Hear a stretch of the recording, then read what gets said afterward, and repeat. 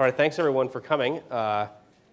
This is a really exciting panel. I'm having sort of a fun week with research and sort of thinking about how to help people change patterns of behavior. And this, I just really love this particular panel and the sort of work they're doing and the presentation we're about to hear. So please join me in welcoming the entire panel. And Jens Ludwig is going to start us off with a big presentation of his work. Thank you. Thanks.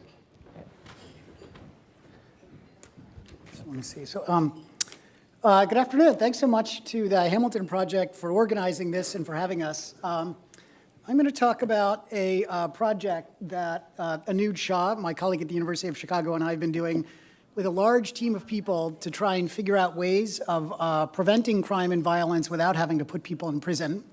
Anuj and I have been telling ourselves that we were sent here because within the team we're the handsome ones.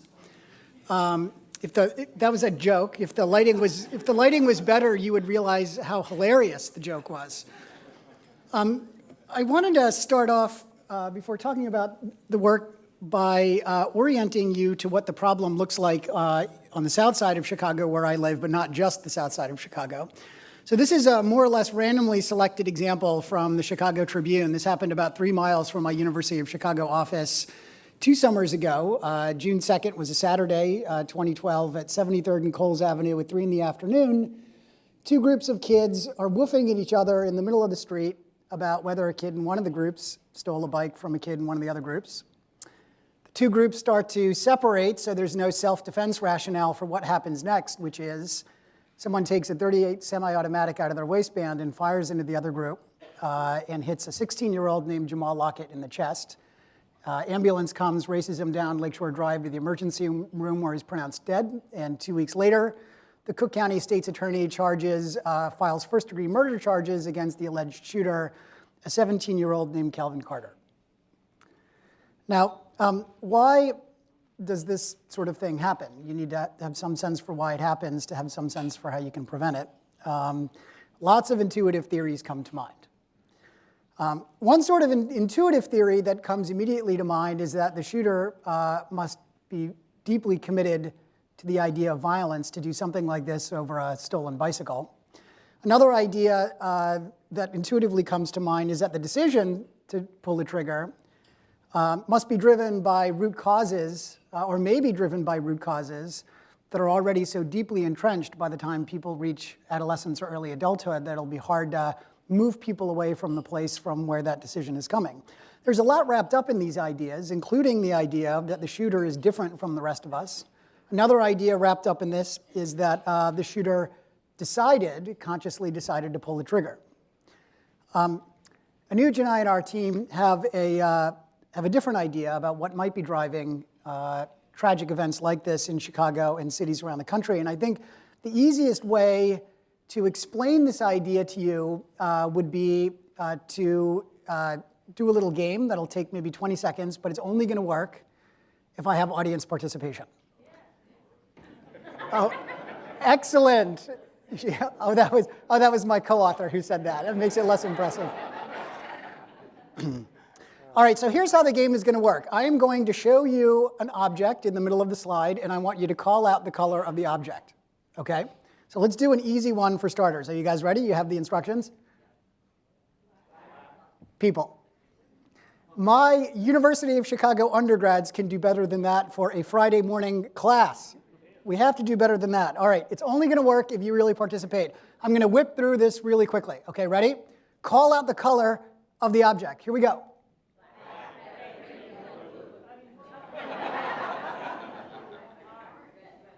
Okay, so why did we do that? Well, one reason is to test your reading level. Here's the real reason that we did this. What happened there? You guys might have called out the color if you had just caught yourself and slowed down a little bit. What happened is all of you have developed an automatic response to immediately read a word when you see it, which is usually adaptive in your daily lives, but sometimes gets you into trouble, like circumstances like this where you had different instructions, right? And this idea that a lot of our behavior is driven by automatic responses that we don't even think about is very nicely laid out by Daniel Kahneman's book, Thinking Fast and Slow, for those of you who have read that. If you think back to June 2nd in South Shore, on the south side of Chicago, it's possible that something similar might be going on there. It's possible that the 17-year-old, Calvin Carter, who is alleged to have done the shooting, might have developed an automatic response that says something like, I never let my friends down, or I can't let people in my neighborhood think that I'm a pushover, which might be hugely adaptive for most of the circumstances that these kids face growing up every day, but leads to tragedy when you have a .38 semi-automatic in your waistband. And the idea behind the interventions that we've been studying have basically been to explore the possibility that we might be able to reduce at least some of the tragic crime and violence that we see in cities across the country by just working with kids to get them to slow down and stop, look, and listen before they actually act. This is a hypothesis. That's just a hypothesis. We've been doing randomized trials of the sort that provide gold standard evidence in medicine in the city of Chicago to try and see whether that hypothesis is actually true. And our very first randomized trial of this was done in partnership with a Chicago area nonprofit named Youth Guidance, of a program called Becoming a Man, which is basically about getting kids to learn when they need to stop, look and listen, slow down in high-stakes situations, which found that 1 year of program participation reduced violent crime arrests by 44% and increased expected high school graduation rates by 10 to 20%. We've done 2 follow-up trials of interventions that included BAM as a component, which were encouraging, and another follow-up trial that studied a different version of this, different curriculum, different program providers in the context of the Juvenile Detention Center, also with encouraging results. Now, if these results could be achieved at scale, the implication would be that we could get benefits to society that are worth from 5 to 30 times the cost of funding the interventions. The results are encouraging, but there's more that we need to know. And one of the most important things that we need to know is if we can take this to scale outside of the city of Chicago. And so our proposal starts off with the idea of spending the first 5 years, or the next 5 years, figuring out, basically trying to reverse engineer these programs and figure out what the key active ingredients are. And so that we can then hand the program logic off to other program providers around the country for them to deliver it and adapt it to the local context and test it in different cities around the country that might have a very different flavor to their violence problem from what we have on the south and west side of Chicago. And hopefully by the end of the 5-year scale-up and testing period, we will be at a stage where we are ready to take this at scale, providing 1 year of this sort of programming to every adolescent in poverty in the United States would cost about $2 billion a year, as a way to think about how much money that is. I think we spend probably well over $200 billion a year on the criminal justice system, so that would be 1-ish% of total criminal justice spending to reach every teen in poverty.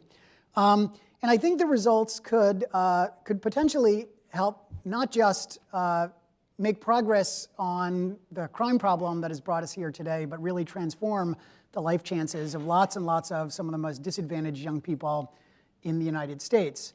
I just want to end with a final observation about this. For me, the logic behind this type of intervention was really hit home when Anuj and I were in the Juvenile Detention Center in Cook County, and staff leader there said to us, he said, 20% of the kids in here are just troubled kids. You let them go, they're going to do bad things to other people. You just need to lock them up. This is the staff leader saying this. He said, but the other 80% of the kids in here, I always tell them, if I could give you back just 10 minutes of your lives, none of you would be here, right? And I think the randomized trials that we've been accumulating in Chicago suggest there might be something to that idea. Now, the heartbreaking part of this is if you think back to the very first slide that Steve Raphael showed you, if you think about how we've actually responded to the crime problem in the United States since the 1970s by massively ramping up the number of people behind bars, The hopeful part of that insight is that we might be learning more now about more cost-effective and, importantly, more humane ways of addressing the problem. Thanks very much.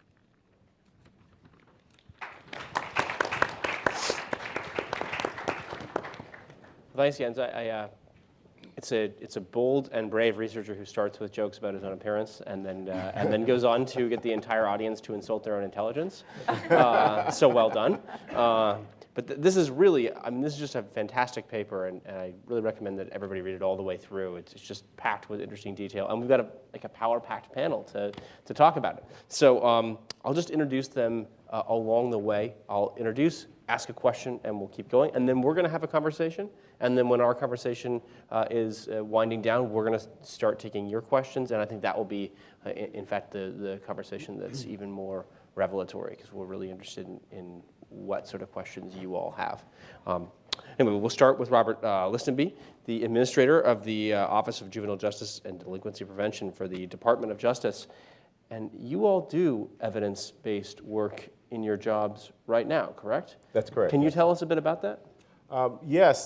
First of all, I'd just like to congratulate our colleagues at the Chicago lab for the work they've been doing with Becoming a Man. We think it has some really promising preliminary results coming out of the work they've been doing, particularly around the research efforts here. When our office began the work there, we supported funding for a study of 100 young men in that area.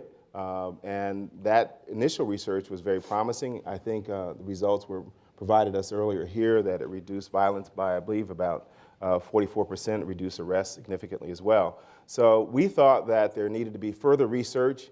We've certainly continued to invest in the research. And we found that BAM plus various other match models or various other components really does have an impact. But again, we're at a preliminary stage. One of the important research projects that they've undertaken, which they've discussed in great detail in the research document that they gave you today, involves what we call a random control trial. It involves 2,500 young men, ages, I believe, 7th grade to, or rather 6th grade through 10th grade. And it involves having them research over 2 academic years, 2013-14 and 2014 and 15, and looking at what the results are. We hope that these results will give us a better understanding about which specific components of the research diagram actually work best. We know that one specific component, which involves BAM itself with its elements, plus a second component which involves what we call the match model, which comes out of Boston, involves an educational component. That match model has had significant results. We understand that it's increased the likelihood that young men are going to finish high school. The match model includes a special tutorial component that works with kids around math itself. And we know that in just 6 months, it's increased their ability, the grade levels in math by 3 years.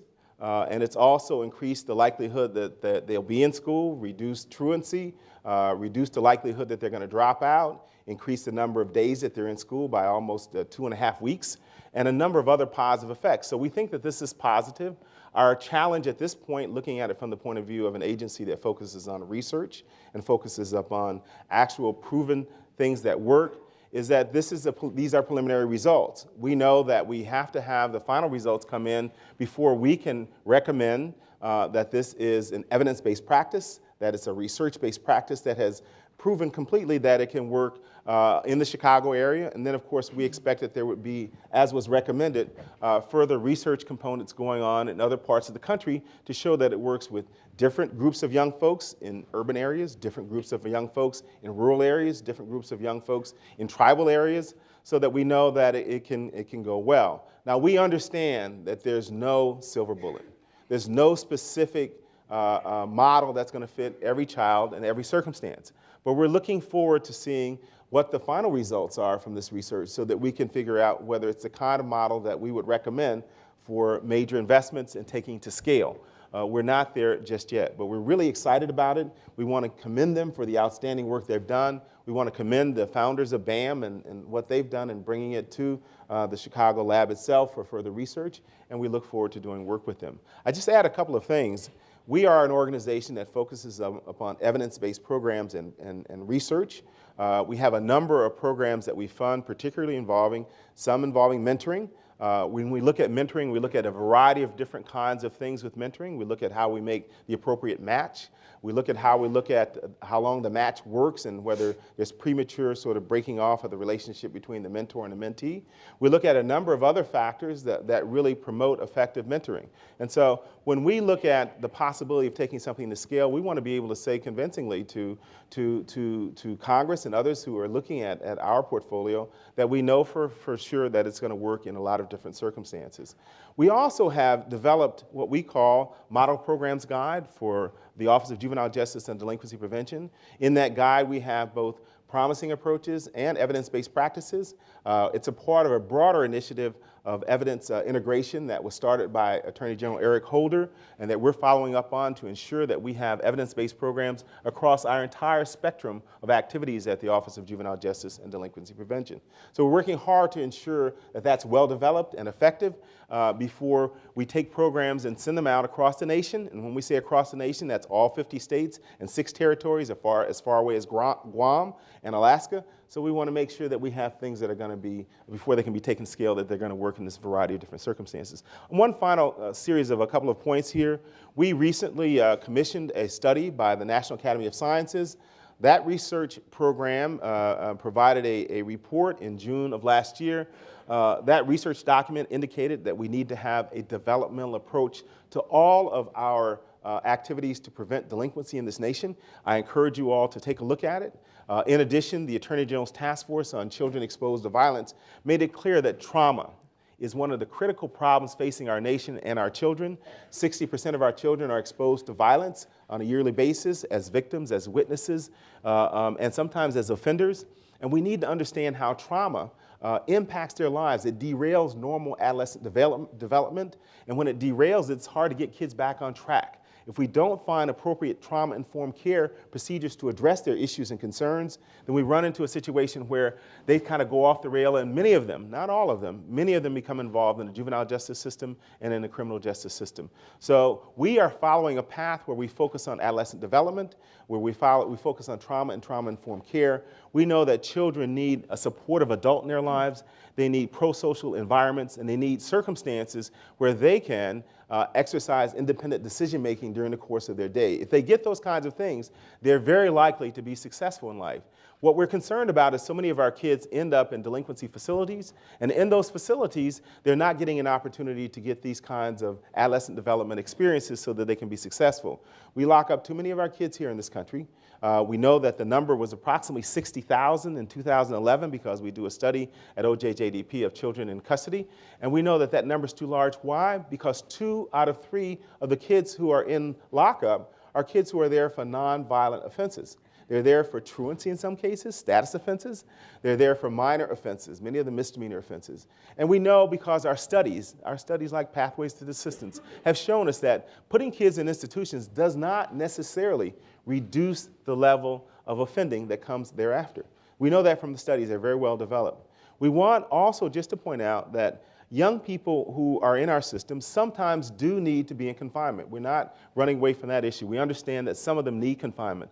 But that confinement should be the kind of confinement that focuses on adolescent development and encourages them to exercise some judgment while they're in confinement. When they come out, the educational components are to transition them to appropriate kinds of educational activities, appropriate kind of aftercare activities, so that they can go on to live productive and effective lives in our country.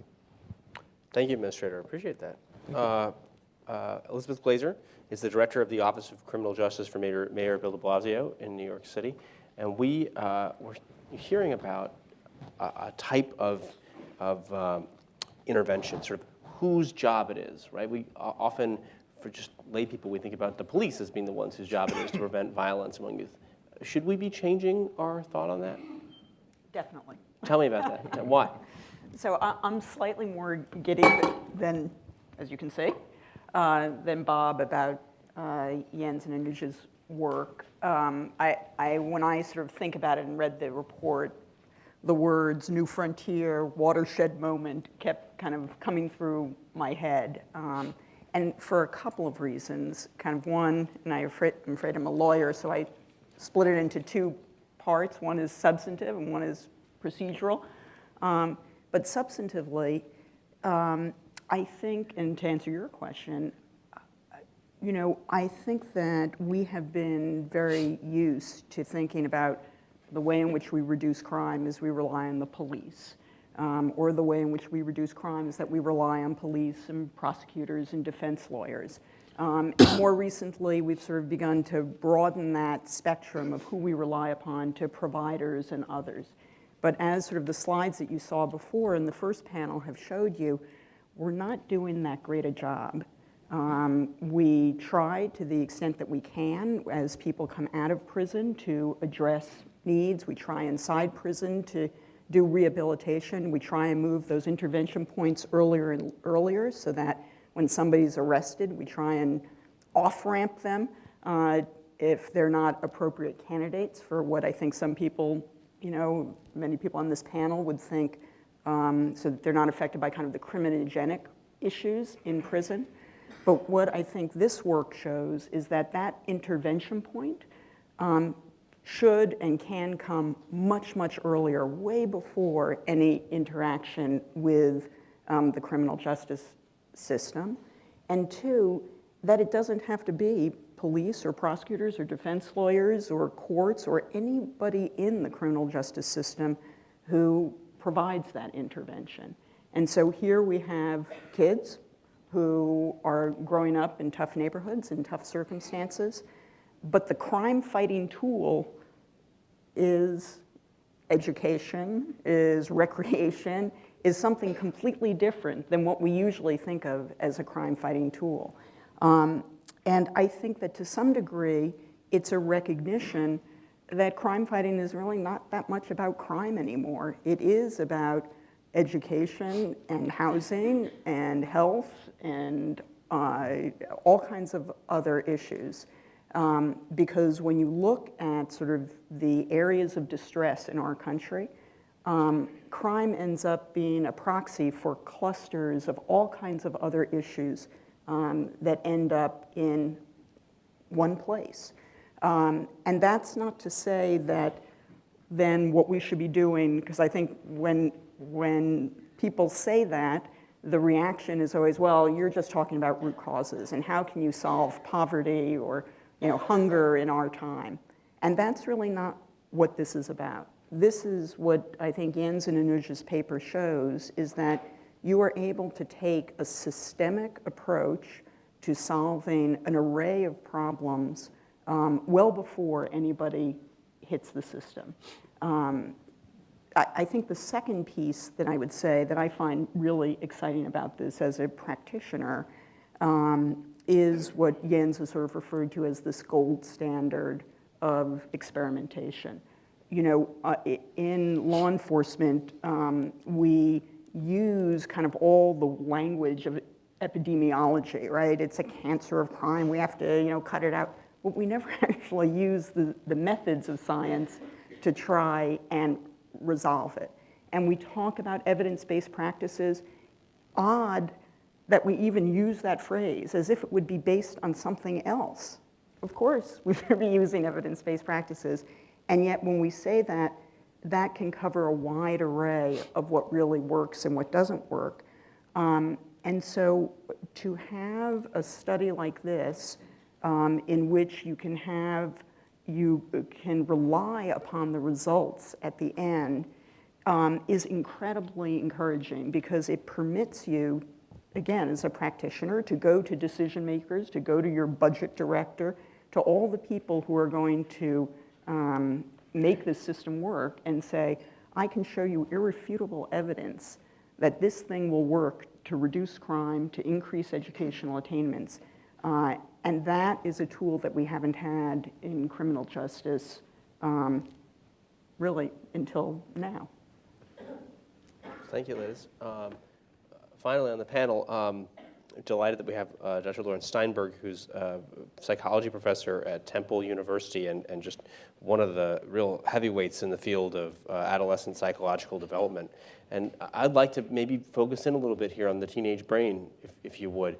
When is the right time to start these interventions? How early should we be getting to young people to help them make the kind of psychological switches that we're talking about?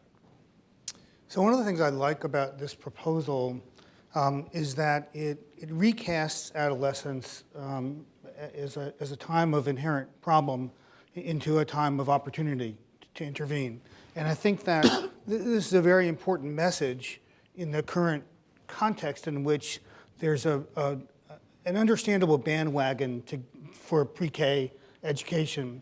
And not to say anything against early childhood education, but I think we need to remind ourselves that that's an investment. It's not an inoculation. And we can't just give our kids early education and then cross our fingers and hope for the best as they get older. For starters, if we give the current generation of toddlers and young children early education, we still have to worry about everybody who's older than 6 right now and what are we going to do about their issues, their education, and their problems. So a second reason that I like the proposal has to do with what we're learning about the adolescent brain. And that's that it looks like the adolescent brain is malleable and plastic in ways that we had not realized before. And a lot of you probably are familiar with the notion that 0 to 3 as a developmental period is a time when the brain is very plastic and open to intervention and experience. And it looks like there's another wave of brain plasticity during adolescence, particularly in the first half of the adolescent period, so let's say between 10 and 15 or 16 or so. And it also looks like adolescence may be the last opportunity of very high brain plasticity. So if we don't do something during these years, it's going to be very hard to fix problems later on. Which leads me to another point, try to connect this panel with the earlier panel. For those of you who weren't here for that, the earlier panel was about reforming criminal justice policy. You can't reform criminal justice policy without reforming juvenile justice policy. There is nobody in the criminal justice system that didn't commit offenses when he or she was a juvenile. Not all of them were in the juvenile justice system, but that's just because they didn't get caught, right? So if you want to reform criminal justice policy and practice, you got to start when people are younger. And I think that an intervention that's designed to help kids develop impulse control, which is how I view what the proposal is arguing for, is the right way to go. And I say that for a couple reasons. We have a youth violence problem in America that's sort of unparalleled in the developed world. But we have an adolescent problem in America that's unparalleled in the developed world. Our kids lead the world in STDs. They lead the world in unintended pregnancies. They lead the world in obesity. They're behind most of the developed world in high school achievement. We're not doing a good job in raising teenagers in this country. And a lot of those problems that American teenagers seem to suffer from disproportionately have to do with problems in self-regulation, problems in impulse control. So I think the kind of intervention, if there's one amendment I would make, is that I think all American adolescents should get an intervention that's going to help them develop better self-regulation and better impulse control. Sure, let's start with kids who are in the most disadvantaged situations. But this kind of intervention, if done effectively, and we'll find out if it's effective through this randomized trial, if it's done effectively, it's going to have positive effects across a lot of different outcomes, not just crime. It should bring down substance abuse. It should bring down obesity. It should bring down unprotected sex, all kinds of problems that can be traced in some way to sort of bad thinking at the time somebody is making a problematic decision. And we know from our research on juvenile offending, and the Pathways to Desistance study that Bob mentioned was one that I was involved in, we know that a lot of adolescents who become kind of chronic offenders are kids with really bad impulse control. Most kids, and Jens said this in his remarks, most kids age out of crime, regardless of what we do to them. Even if we don't do anything to them at all, it's like 90% of them are not going to become adult criminals. So the challenge for us is to try to deal with them while they're adolescents, keep them out of the justice system, because we know that contact with the justice system is bad for you. It's really, really bad for you. And the more kids we can keep out of the justice system, the better off we're going to be. And the more kids we can stop from penetrating deeper into the justice system, the better off we're going to be. So interventions with adolescents before they've gotten into trouble are going to be a very important part of crime control policy and justice system policy. Jens, have you done that little calculation here in the last 2 minutes? How much would it cost to give every American teenager?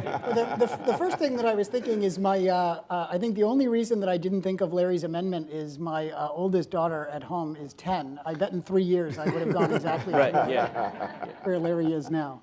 So the child poverty rate in the United States is 20-ish%, plus or minus a few percentage points. So multiply it by 5. So that would be about $10 billion a year.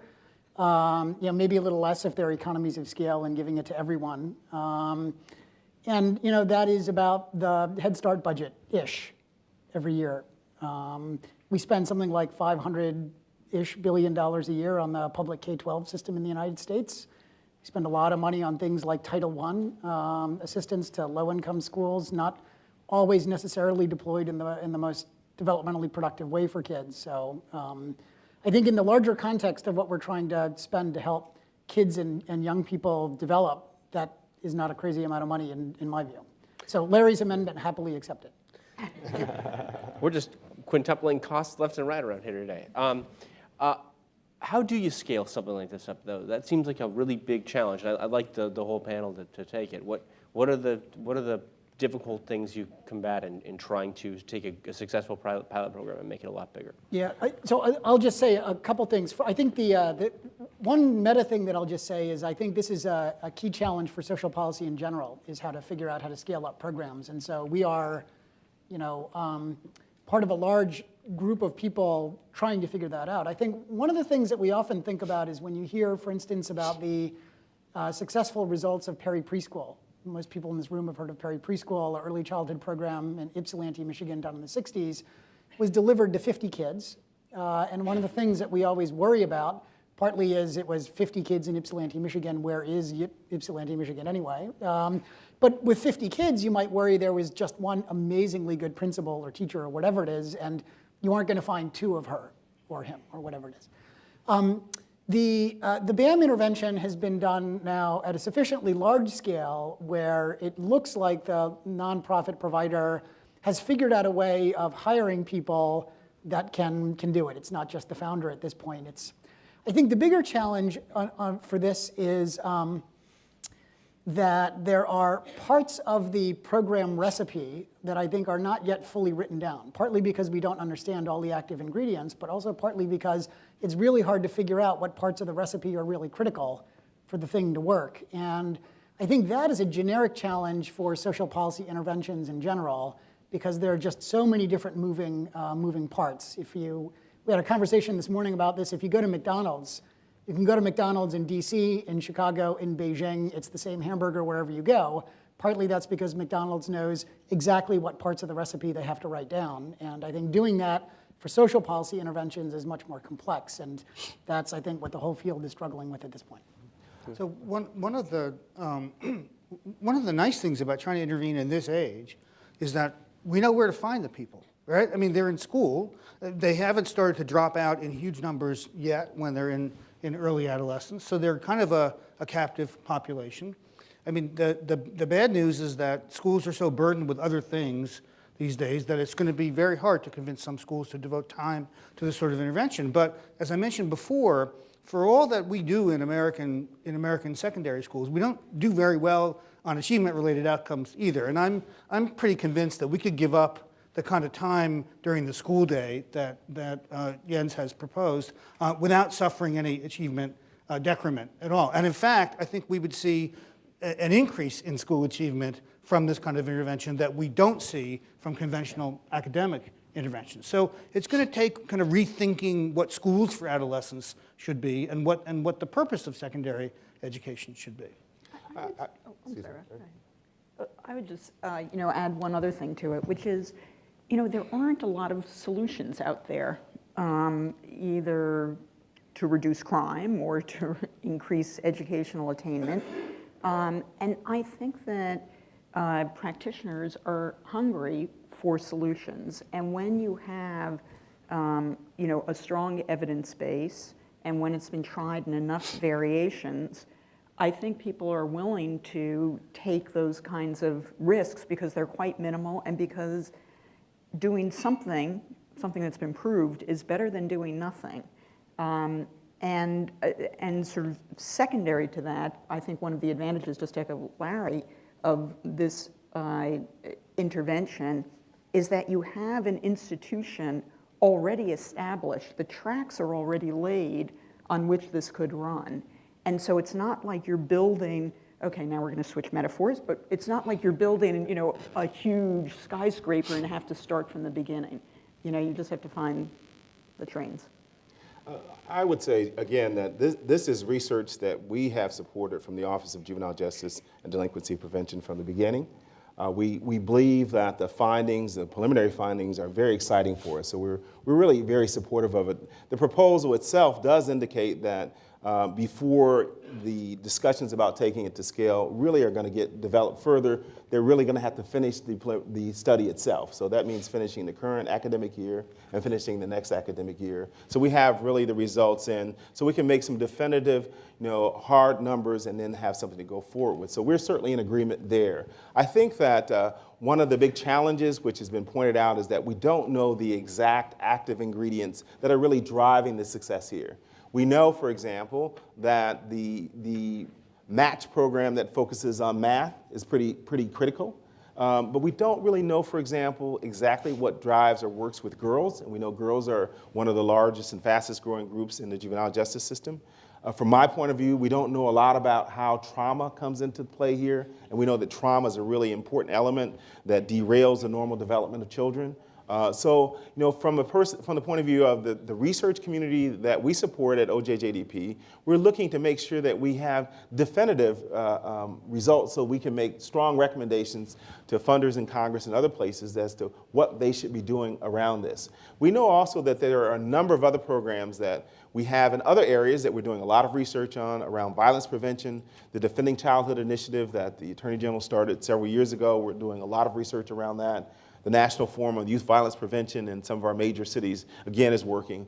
Looking at work in tribal areas, we have some cultural sensitivity issues that we have to bring into play as we try and figure out what actually works in tribal areas and what actually works from a cultural point of view in a lot of our Hispanic communities. So we're looking to figure out how that works. In addition, as I pointed out earlier, rural communities are a driving force here. We need to know, and I've heard from the rural communities in my travels and my work with the Office of Juvenile Justice and Delinquency Prevention, that distances, learning procedures, resources, and how kids actually get from point A to point B to get the services we're talking about are scarce. And so as I'm thinking about taking this to scale nationally, I'm thinking about all these different issues because we represent the entire country. And as I look at places like Alaska or even in Guam or out in the western part of the country, there are vast areas that are rural, and we need to be able to figure out how we bring that to scale in those kind of areas. So those are the questions I'm asking myself. Those are the questions our researchers, one of whom is present here in our audience today, is asking us. How do we do all of this, Bob, so that we can make sure that we provide resources to our entire nation of children who are desperately in need of these kinds of services? Can I just add one piggyback on this, tying together that comment about girls with a thing that Larry said. So we organized a book on crime through the University of Chicago Press a few years ago. I was delighted to meet Liz when she told me she had a copy of the book. I said, "You're half our readership." And then she said, "I have 2 copies." I said, and that our entire readership embodied in one person. So it's nice to have my readers on the panel. One of the chapters in there is by a demographer at Duke named Seth Sanders, and he generated a graph that overlays the crime trend in the United States over the last 30 or 40 years, overlaid against that teen fertility rate. And when you put them on the same scale, what is absolutely striking is that you would think there was literally only one line on the graph.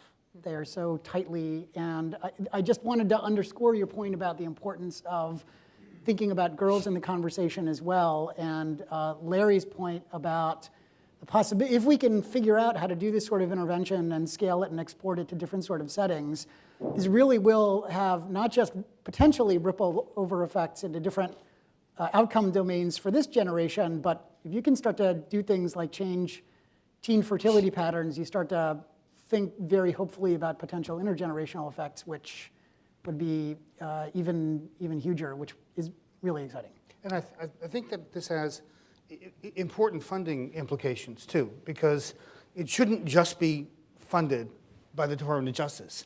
Right. I mean, this is the kind of intervention that ought to be shared with the National Institute on Drug Abuse, with NICHD, with National Institute of Mental Health, with NIAAA, because I think that many different kinds of outcomes that we're interested in might be affected by this kind of broad-based general intervention. I think a recommendation of the report is that the Coordinating Council of the Office of Juvenile Justice and Delinquency Prevention be the entity that should coordinate these efforts. It is chaired by the Attorney General of the United States, and it has several cabinet members who are already a part of it, including Health and Human Services. Department of Defense has a representative present, Agriculture, the Secretary of Education, and so on. So they're already at the table in the Coordinating Council. I thought that was a very good recommendation as well. And I think under the direction of the Attorney General, you have both the law enforcement component as well as people from education, so you could drive the direction of the initiative. So I think that's a good aspect of the proposal that I would also like to recommend we give further consideration to. So for all that we in this room can talk and care about the gold plating of the study and the various issues of implementation, outside this room, politics really matter. And I want to start with Liz. Is this a program you can sell politically? I would say yes. I mean, I hate to be the Pollyanna on the panel. This is Washington. There are no Pollyannas. This is fantastic. Optimism on a Thursday. I think it's hard to argue with success in an area where, two areas at least, where everyone is searching for solutions to very hard problems. And this is something where, to the extent that you're able to show the kinds of cost savings that I think Jens and Anuj's study, sort of lay out, again, to take Bob's point, right, at the end of the study, hopefully that will be even more borne out. But that's a pretty compelling argument to budget makers and to lawmakers. So I think it could have real legs. I agree for this reason. We are at a critical juncture in our nation in terms of reforming juvenile justice. We have a number of states, and I'll indicate just a few: Ohio, Connecticut, New York, Florida, Georgia, Kentucky, that are looking at major reforms in their juvenile justice systems. They're looking for programs that work. And if this comes out at a time when it's clear that it is a program that's going to work, those states are positioned with the top officials in the government, the governors and the legislators and the members of the judiciary, who are ready to reform their systems. Places like Connecticut have already done an awful lot of work in reforming their systems. They're reducing the number of children in detention. They're reducing the number of children in long-term placement.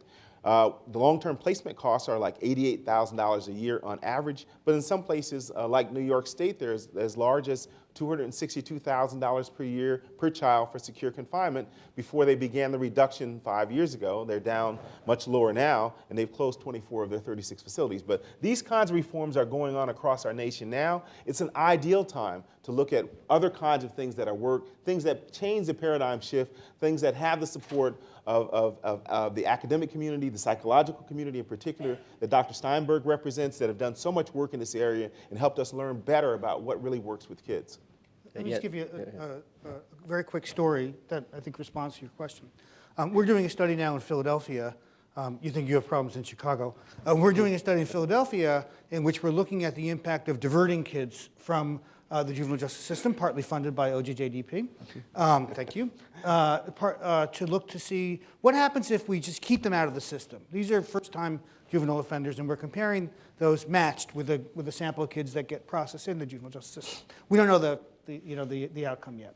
But I was meeting with the chief of juvenile probation to talk to him about working out some logistics in the study. And he said, before we talk about this, we're hearing a lot about this program in Chicago called BAM. And it seems to be working, and do you think we ought to be doing this in Philadelphia? So I think that, as you say, if this works and can be scaled, and word spreads about it, and it saves a lot of money, I think there'll be lots of states and municipalities that are interested in doing something like this. The only thing that I was going to very quickly add to this is I think it is important to acknowledge that the American public, a large share of the American public has been deeply skeptical about the ability of social policy to substantially change behavior going back, in the 1970s, there was a very influential public interest article saying nothing works. I think one of the things, and so there's a reason that policymakers have run to television cameras and announced Get Tough on Crime initiatives. I think my hypothesis is one of the reasons why this evidence has gained at least a little bit of traction in policy circles is because it does come from a randomized trial. And so it has the credibility of that, the city of Chicago has now started to help scale it up there. And as Larry mentioned, some other cities have become interested. And I think that, and this is a point that Liz raised, I think that is not just an incidental detail that should only be of research interest here. I think that is also an important part of the policy conversation and how you think about moving this forward potentially. I want to remind everyone that we're going to take questions from the audience here in just a moment, and so have them ready. But let's go back to the panel for a second.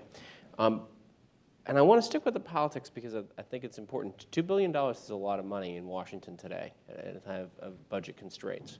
So do you need to have an estimated cost savings over the lifespan of the program in order to sell it? And if so, how can you make a realistic estimate?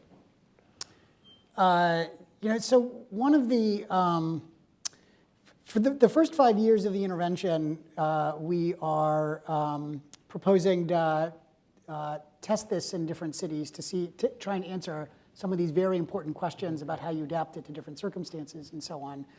I think we are spending money right now on, that's not a lot of money by federal government standards. That's $50 or $100 million a year, and we're spending a lot of money on different things that would not have nearly the same sort of public safety benefits as this. So for instance, we spend at least that much money on school security, trying to prevent the next mass shooting at a school. 1% of all kids 18 and under in the United States are murdered in schools every year. The big safety problem for young people in the United States is kids being shot out on the street in places like the South Side and the West Side of Chicago. And I think that sort of diversion, if the goal is to try and save as many young people's lives in the United States as possible, that sort of shift, at least to figure out whether this really works in different settings, seems to me like a no-brainer. Let me just add a factor that I think is important when looking at costs. I can't answer the political question. That's beyond the scope of my job and my ability, really. But I think that we need to recognize that the overwhelming majority of the funds spent on juvenile justice are spent by the states and by the local communities. It's been estimated by a member of our Science Advisory Committee that 92 cents out of every dollar spent on juvenile justice is spent by the states. And so I think the persuasion part really does have to happen at the state level. We may be able to get to $2 billion, but it may cost a lot more out in the states, and then we're going to have to persuade the people in the states of the value of this work. And America is already in a real reform mode for juvenile justice. The country has recognized that the number of arrests have declined from 2.9 million in 1997 to down to about 1.6 million in 2010. So the number of arrests in juvenile justice are down, crime is down, and America is looking to reform its systems because they're very costly and because they're not getting the kind of outcomes that they want for our kids. And so I think we need to be aware that that is already true of juvenile justice. I'm not sure that we have to persuade a lot of folks. I think we just have to persuade folks of the value of this particular program and that it's cost effective. That's my view of it, at least so far. I think that we need to be cognizant of the fact that that in many instances, the institution that's paying for the intervention is not the institution that's going to recognize the savings. Right? So if we ask the Department of Education of a state to pay for implementing something in schools, and the savings come down to the Department of Corrections, now we've got to persuade the Department of Corrections to give that money to the Department of Education. So this is going to take some, not only careful thinking, but it's going to take strong leadership at the top, the governor's offices, mayor's offices, to say, we're not going to allow these turf wars to get in the way of doing something that's going to be good for our kids. All right, so we've got some questions from the Twitters, which is great. In a time unlimited government resources, for example, food stamps were just cut. Should we be spending money, quote, changing the way kids think instead of meeting kids' basic needs like food and shelter? You know, it seems to me like, so ideally we would live in a world in which those were not the trade-offs. And certainly it is the case that the federal government and state and local governments spend lots of money on things other than programs to help disadvantaged kids and food stamps. I think it is critically important to make sure that we are not underinvesting in things that are going to make kids self-sufficient over the long term. And so I think to the extent to which you thought you got yourself in a place where you thought there was some unavoidable trade-off between these two things, ideally that would only be a short-term situation, because over the long term you'd be improving the ability of people to graduate from high school and stay out of the criminal justice system and support themselves. Other thoughts on that? All right, next question. Would this program be better provided by the private sector instead of by cash-strapped states? So I think it's useful to distinguish between the funding of the program and the delivery of the program. And the way that we've tested this in the Juvenile Detention Center, it was delivered by the public sector there. It was detention staff who were trained and delivered it. But when we've studied the youth guidance program, Becoming a Man, that the youth guidance program providers go into the school. So it's been mostly funded up until recently by philanthropic support, not state support. In principle, if you took this to scale, you could continue to use the same model. And one of the nice things about having a nonprofit provider come into the schools and deliver it, it gets back to one of the things that I think Larry mentioned before, which is the schools are already being asked to do a lot, and urban public school systems are very hard. It's very hard to change what they're doing. And the nice thing about this is that all you are asking of the public school system is to just get out of the way just a little bit so the nonprofit can come in and have a couple rooms in the high school and do their thing. You know, there are some interesting experiments going on. The one that has received the most attention recently is the Goldman Sachs New York City cooperative venture, where Goldman is putting up some money, investing in a juvenile justice reform as a genuine investment, and that they're going to get back their investment, hopefully plus more, by bringing down crime and cost savings that way. So I think there are new and interesting ways to think about involving the private sector in helping to finance some of these kinds of programs that have a payoff. You know, we have a shortage of highly educated workers in this country, and these problems are all interconnected. I think that's one of the messages I'd like to drive home here. The same problems that contribute to youth crime contribute to the fact that we have unemployment in this demographic that's so high. So we need to think about investing in kids and not just preventing crime. They're really the same thing. You want to take a stab at that one? All right. How much of the favorable results of the study is explained by the Hawthorne Effect and not by the programs themselves? Yeah. So for those of you who don't know what a Hawthorne effect is, there was a very famous study in Hawthorne, whatever, I don't know what the state was. New Jersey. Is that actually? I'll assume that that's right. And it's some factory that they were producing whatever, and some researcher went in there and said, what happens if we increase, I think this is more or less approximately the spirit of the thing. They said, what happens to productivity if we increase the lights in the factory? And productivity went up. And then they said, I wonder what happens if we make it darker, and productivity went up again. And I think the lesson for many people in the field has been that just going in and studying something can change behavior. I think I have a couple of different reactions to that. One is that when you look at, we've done Becoming a Man across a bunch of different schools. And the schools where the kids go to Becoming a Man sessions more often, you see bigger behavior change, which doesn't seem consistent with the idea that this is just a generic Hawthorne effect. I think the other thing that I would say is, go to the What Works Clearinghouse or Blueprints for Violence Prevention. These are websites that summarize what we know about. Lots of people have done studies to try and change behavioral outcomes for disadvantaged teens, including disadvantaged male teens.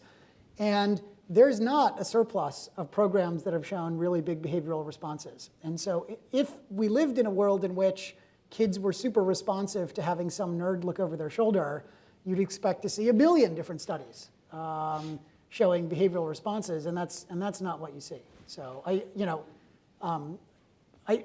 would be very surprised if that's what this was. All right, I'm going to read you this question and then try to broaden it a bit so that the whole panel, because I feel like we're having an intimate conversation with me and Jens from across the across the panel here. The question is about the example you gave in the talk about the boy in Chicago. The question is, why did he have a gun in his waistband? Where did he get the gun? Wouldn't stop and frisk reduce the number of guns and therefore reduce the amount of violence? So I guess I would broaden that question for everyone to say, how much of what we're talking about here in terms of changing behaviors, how do you weigh that against proposals to try to reduce the amount of sort of violent possibilities, whether that's by restricting weapons or by just keeping violent people off the streets? I don't think these are exclusive solutions, right? I think that we're talking at a whole range of opportunities for intervention by a whole range of people. And some of them are direct law enforcement responses that happen at certain stages. But I think the thing that is exciting here is that we're recognizing, that complex of issues, of which crime is one expression, but there are a lot of other pieces. And this is a way in. And it doesn't mean that you stop policing. It doesn't mean that you stop doing anything that works to reduce crime. But this is reducing crime plus, and it's doing it earlier, and it's doing it with a whole host of other folks. And let me just add a little bit to this. I think there is a part of the question that absolutely seems right, which is that it's gun violence specifically that turns a lot of this automatic or impulsive, whatever you want to call it, adolescent behavior into a tragedy. We had a situation earlier this week where a 14-year-old girl shoots another 14-year-old girl on the South Side over some Facebook thing over a boy. It was a fist fight, and then some relative apparently brought the gun to the scene, and now it's a homicide. So we have at the University of Chicago Crime Lab, we've worked for years to develop a formula about this where we say gun violence equals guns plus violence. And I think that speaks to, that was also a joke. It speaks to the idea that you can push on both sides of that. And like Liz, I wouldn't view those things as mutually exclusive. And the only other thing that I would add to this is it's not, to say that you are interested in trying to take the gun out of the kid's waistband during that event is not to say that, for instance, stop and frisk is the only thing that you can do. There are a variety of things that you can do on the you can try on the regulatory side, trying to disrupt underground gun markets, down to trying to reduce illegal gun carrying. There's not just one thing on that side of the equation, too. I would add that we know that over half of the murders in the country each year are young African American and Hispanic men. We know that that involves gun violence, so there's obviously and clearly a need for law enforcement participation there. We also know that if young people are in school and successful, they're much less likely to become involved in the juvenile justice or criminal justice system. We know that half of the kids who drop out, or rather about 70% of the young African American and Hispanic boys who drop out of school, are likely to be in the criminal justice system at one point or another before their 32nd birthday. So we know that keeping them in school, having them successful, really is a prescription towards avoiding a lot of the violent behavior. And also the original research that was done with the first 100 boys showed that there was a 44% reduction in assaultive behavior, which doesn't necessarily mean guns, but it's the kind of things that lead to negative, aggressive, assaultive interactions that can lead to gun violence. So I think that this is important from that point of view. If we can reduce negative, aggressive interactions between young boys early on, we're less likely to have the gun violence. Boys go and girls go get guns when they run into a lot of different situations that start off as fights in school. And so if we can reduce that, we're less likely to have the kind of homicide rates from among these young kids that we see now. There are a number of different ways to limit adolescents' access to handguns that vary in their effectiveness. And this huge study was done and published very recently of New York stop and frisk data, and it shows it's a very ineffective way of getting guns off the street because you have to stop so many people to recover just a small number of guns. So you end up then having lots of kids have contact with law authority, which isn't good for them when they haven't done anything wrong. So I agree with the questioner that getting guns out of kids' hands is an important part of a comprehensive program here. But I don't think that stop and frisk is a good way to accomplish that. And Larry, let me just add that what we know from research that you've done and others have done is that if young people believe that the criminal justice and juvenile justice systems are fair, right, they're more likely to participate in it in a constructive way. So if they are arrested, if they are adjudicated delinquent, they're more likely to cooperate with their own rehabilitation. Also, a lot of young people are victims of crime. If they don't trust the police, they're not going to even report the crime. They won't report, and if they report it, they're not going to become witnesses because they don't trust law enforcement. They don't trust our criminal justice establishment. They think they're going to get pulled into it, and they may become victims either because they're witnesses and somebody decides to harm them, or because the system is just not going to protect their interests. So being fair, young people understand fairness in ways that many of us forget as we get older, but young people truly understand that, and they want us to respond to them appropriately and accordingly. All right, more questions from the crowd. A simple one. Why are Latino children included in this discussion? Why are or are not? Are. Why are they? Yeah. So if you look at the crime data and the vital statistics data in the United States, what you see is that there are absolutely enormous, heartbreakingly giant disparities in homicide victimization rates between African Americans and whites. Not quite as big, but also very worrisomely large disparities between Hispanics and whites as well. And so when we're in Chicago and doing these studies, if you look at the crime map in Chicago, what you see is that, unfortunately, the violence is disproportionately concentrated in very poor African American neighborhoods, but also in very poor Hispanic, overwhelmingly Hispanic neighborhoods. And when we do these experiments or these studies in Chicago to try and help kids, we're always working in a mix of different neighborhoods on the south and west sides that includes Hispanic kids as well as African American kids. If we were having this conversation in Los Angeles or Phoenix, no one would ask that question, right? I mean, so there clearly is disproportionate contact, with the justice system among Latino youth compared to white youth. All right. A report by the FBI several years ago indicated that the #1 predictor of criminal behavior is the absence of a father in the household. How do you factor this into your program model, family structure? So the Becoming a Man program, one of the nice things that I like about it as a policy guy and someone who's trying to think about how to take it to scale is that the program providers have worked very hard to try and keep the costs down. And one of the ways that they keep the cost down is they work with the kids primarily in groups in the school setting, which makes it feasible to then think about giving this to lots of kids. I think the Becoming a Man counselors try and do a little bit with the families, but to do something really intensive with families starts to substantially change the cost. Now, there have been other programs that have tried to work with families. I think that some of those have positive results. I think that maybe the evidence there is not quite as rock solid or uniform as we would like, but there are some encouraging models that do work with families that have some problems. I think one of the goals that we have for this line of research is to figure out at the end of the day which sort of strategy for which kids generates the most social good per dollar spent, which kids should we be enrolling in Becoming a Man, which kids would be better served with a more intensive intervention and expensive that you'd want to do more with the family. I think it probably doesn't occur immediately to most people, but yes, single parenthood can contribute to an increase in crime, but the involvement of people in the justice system, particularly incarceration, contributes to single parenthood. So these are interconnected problems, right? Yep. Well, that's great. I think that I want to toss in a question from the economics reporter here.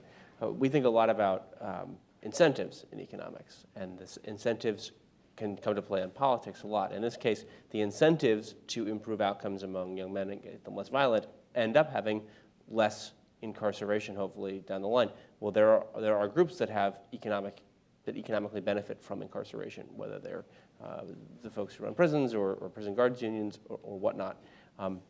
Do you factor those incentives in when you think about pitching this program? Like, how do you counterweight sort of the other players in the economics of this transaction?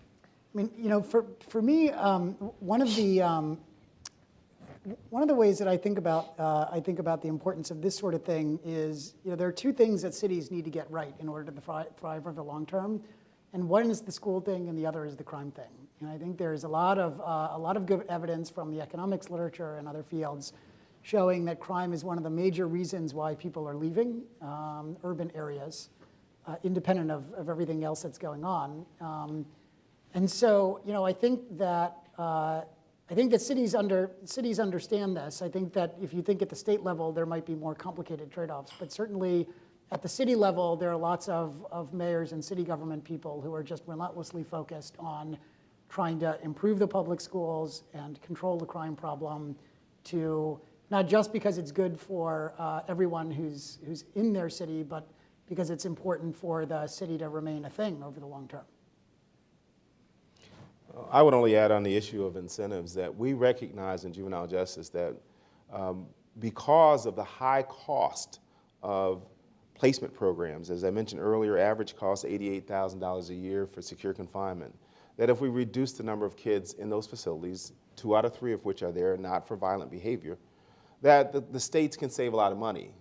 I think there needs to be incentives built into realigning the system so that those savings can go to the right places, some of them in the juvenile justice system, some of them in other places, but certainly enough in the juvenile justice system to continue the realignment, continue the improvement, and continue the changes that we're talking about, so that when positive programs come along like this, that there's funding available to fund some of these programs at the state level. So we need to build those incentives into all the new laws that we have so we can do this proper realignment and continue to reduce our system in a thoughtful, constructive, and positive way, but with a little forethought. What's often happening is that savings are coming, and they're simply going back to the Treasury and being redistributed across the system without focusing on the juvenile justice system, which caused a lot of the savings in the first place. Oh, and I think, to be fair, it's complicated, right?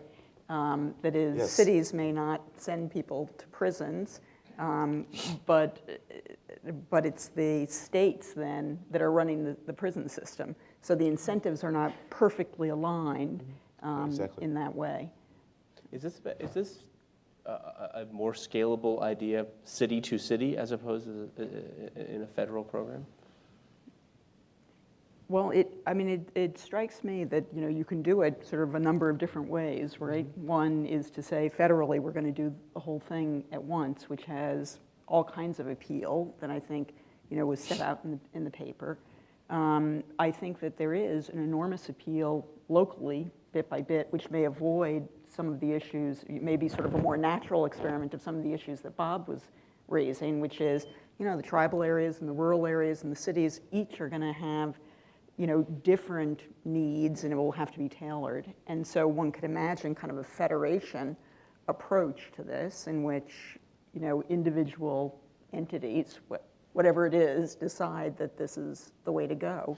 I just want to add, there are 56 different juvenile justice systems in our country. Each one is structured differently, and we have to think about how we scale up in 56 different areas rather than a comprehensive national program, because you can try it in one state and one entity will be in control. On one side it'll be corrections, another state will be the Department of Public Welfare, and they'll do it differently.